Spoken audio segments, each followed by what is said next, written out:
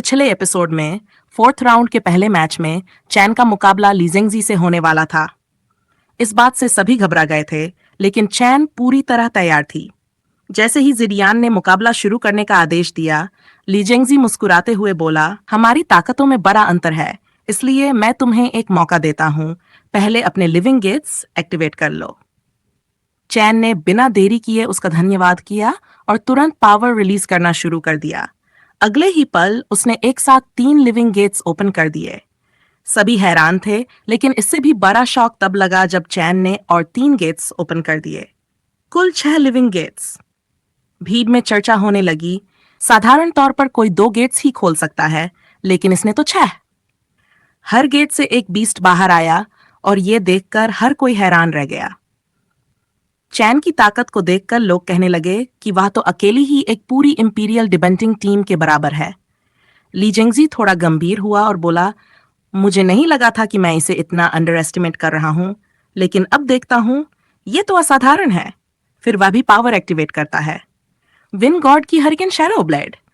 चैन और उसके समन बीस्ट्स की टक्कर शुरू हो जाती है, लेकिन लीजेंगजी उसके अटैक से खुद को बेहद आसानी से बचा लेता है और उल्टा उसके समन बीस्ट पर अटैक करना शुरू कर देता है। भीड़ चिल्ला उठती है, लीजेंगजी ने तो लेवल 9 के कई बीस्ट्स को हरा दिया। ये तो लायन अलायंस का नंबर बन चुका है। हालांकि चैन कमजोर पड़ने लगती है, लेकिन हार मानने वालों में से नहीं थी। वह 7वां गेट भी ओपन कर देती है। ससु खुशी से चिल्ला उठती है, 7th गेट, इसका मतलब चैन अब हार नहीं मानेगी। अब चैन फिर से हमला करती है। इस बार लीजेंगजी को भी अंदाजा हो जाता है कि अगर उसने जल्दी मैच खत्म नहीं किया तो चैन लगातार सम करती रहेगी। इसलिए वह आखिरकार अपना डोमेन पावर एक्टिवेट करता है, विन गॉड डोमेन। ये देखकर सभी चौंक जाते हैं। क्या लीजेंगजी एक डिवाइन स्प्रिंग है? अब उसके सामने चैन के समन बीस्ट एक एक का ढेर होने लगते हैं। चैन परेशान हो जाती है और सोचती है कि अब उसे सोल पावर रिलीज करनी पड़ेगी ताकि बीस्ट्स को लेवल 10 या उससे ऊपर पहुंचा सके।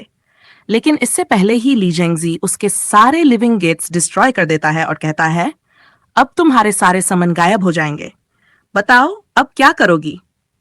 चैन गहरी सांस लेकर कहती है, मेरे और मेरे मेटल बीस्ट के बीच का कनेक्शन कोई इतनी आसानी से नहीं तोड़ सकता। वह मेटल बीस्ट को मेंटली एक्टिवेट करने की कोशिश करती है, पर यही तो लीजेंगजी का प्लान था। वो पहले से तैयार था और अपना बैनविन पावर एक्टिवेट कर देता है।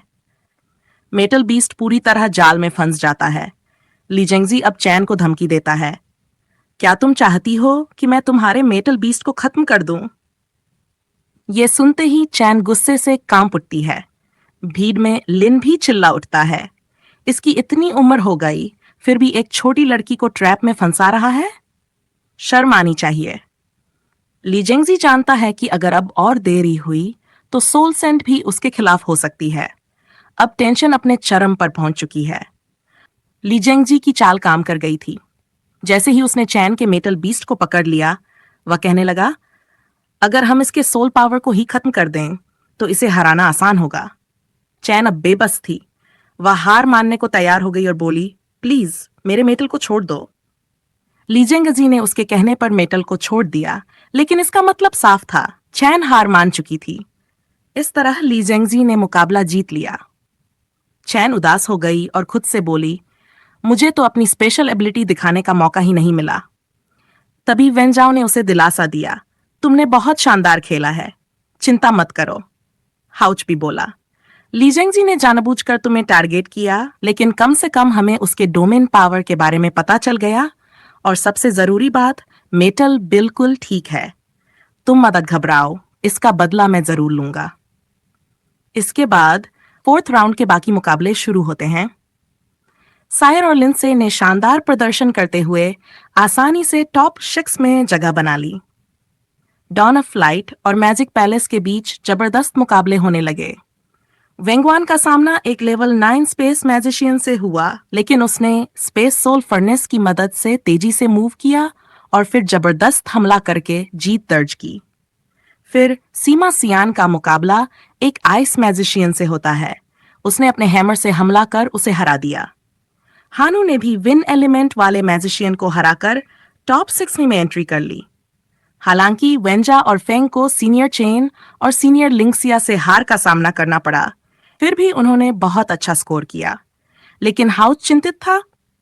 अगर मैजिक पैलेस जीत गया तो लीजेंगजी नया लीडर बन जाएगा। दूसरी ओर लीजेंगजी भी डॉन ऑफ फ्लाइट को बर्दाश्त नहीं कर पा रहा था। उसने अपने एल्डर्स से कहा, अब प्लान शुरू करो।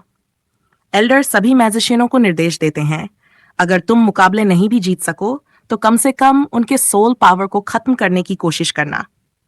मैजिक पैलेस ने अपनी रणनीति भी बदल दी थी। अब उनका फोकस डिफेंस पर था ताकि वे डॉन ऑफ फ्लाइट के स्पिरिचुअल एनर्जी को खत्म कर सकें। मगर फिर भी डॉन ऑफ फ्लाइट के कई प्लेयर्स उन्हें लगातार हराने लगे। ऑडियंस खुशी से झूम उठी। अब बारी थी सायर की, जिसका मुकाबला एक वाटर एलिमेंट मास्टर से था।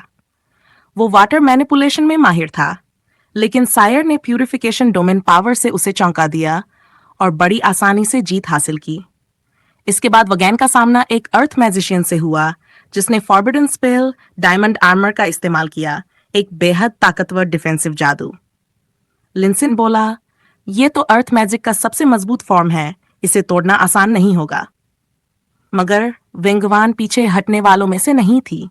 उसने अपने अटैक्स जारी रखे। इसी बीच वेंजा और जियान आपस में बात करते हैं। ये तो टेम्पल कंपटीशन है, सबको अपनी एबिलिटी दिखानी चाहिए, लेकिन कुछ लोग स्पिरिचुअल एनर्जी बर्बाद कर रहे हैं। हालांकि जीडियान इसमें दखल नहीं देता क्योंकि मुकाबला किसी नियम के खिलाफ नहीं था।